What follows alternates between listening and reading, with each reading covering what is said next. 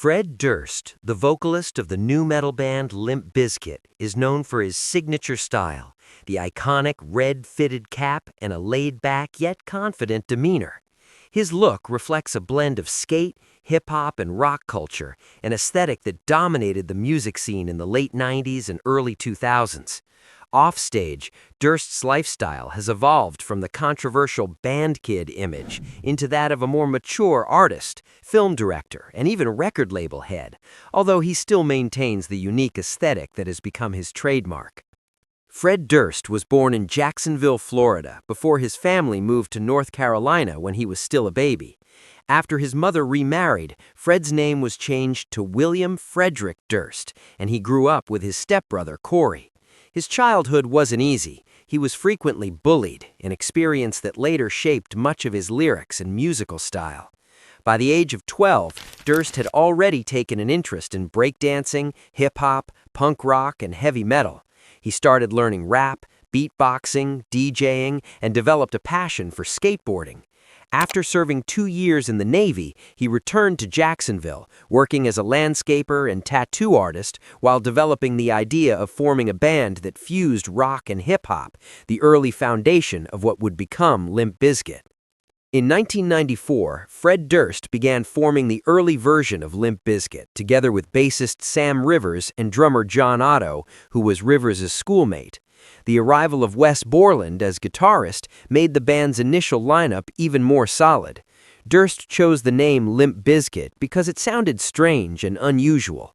His intention was to spark curiosity while filtering out listeners who weren't truly a match for their music. In their early journey, Limp Bizkit started gaining recognition in the underground scene. They grabbed attention through heavy covers of George Michael's Faith and Paula Abdul's Straight Up, performed with a distinct and energetic nu metal twist. These performances helped their names spread among alternative music fans. A major opportunity arose when Korn played in Durst's hometown as an opener for Sick of It All. Durst seized the moment by inviting the Korn members to his house and playing them demo tracks like Pollution, Counterfeit, and Stalemate. Korn's bassist, Reginald Arvizu, was impressed with their material. From there, Korn decided to bring Limp Bizkit, who were still unsigned at the time, as an opening act on 2 of their tours. This decision became a crucial turning point that propelled Limp Bizkit into wider public attention. Their debut album, $3 Bill Y'all, became their first weapon to introduce a raw, angry, and bold rap rock sound. Fred Durst emerged as a vocalist who fused sharp rap delivery with emotional screams, reflecting his childhood struggles with bullying. But the real explosion came with Significant Other, the album that catapulted Limp Bizkit to the pinnacle of the music world. Songs like Nookie and Break Stuff became anthems for young people who felt pressured and wanted to rebel against the system. The success reached its peak with Chocolate Starfish and the Hot Dog Flavored Water, which broke sales records and cemented Limp Bizkit as one of the most dominant bands of the nu metal era. During this phase, Fred Durst was not just a frontman, he became the face of the entire genre. His look, attitude, and bad boy aura influenced early 2000s pop culture, from street fashion to slang. This skyrocketing popularity opened many new doors. Durst ventured into directing, creating music videos, collaborating with major artists, and eventually directing feature films such as The Education of Charlie Banks and The Long Shots. Over time, Fred Durst evolved into a multi-dimensional figure, vocalist, songwriter, producer, director, and pop culture icon. He remains the gravitational center of Limp Bizkit, a band whose career has seen its ups and downs, but continues to enjoy a loyal fan base.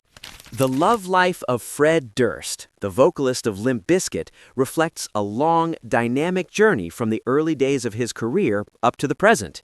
His first marriage took place in 1990, when he was still serving in the Navy, to Rachel Tergeson.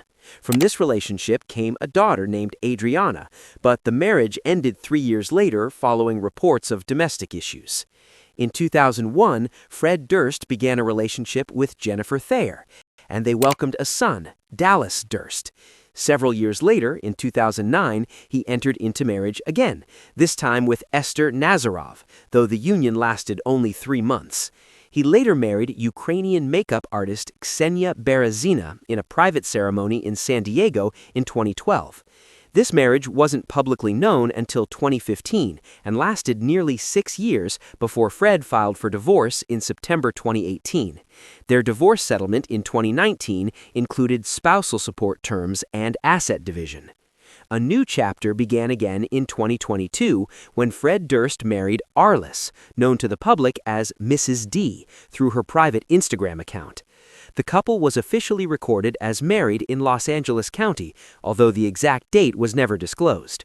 Arliss's presence in Durst's life became increasingly visible when she appeared on stage during a May 2022 concert, dancing with him during a performance of Careless Whisper. Fred Durst has invested in the real estate sector.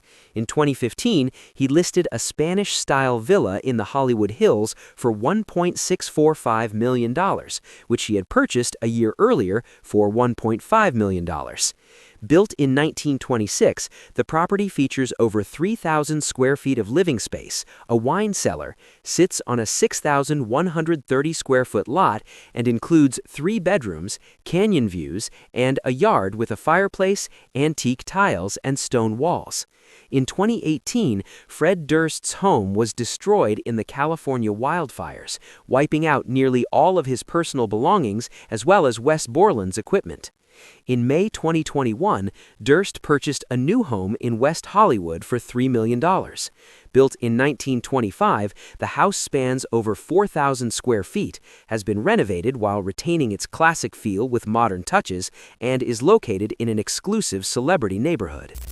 Fred Durst's vehicle collection showcases a blend of elegance, performance, and his interest in modern technology.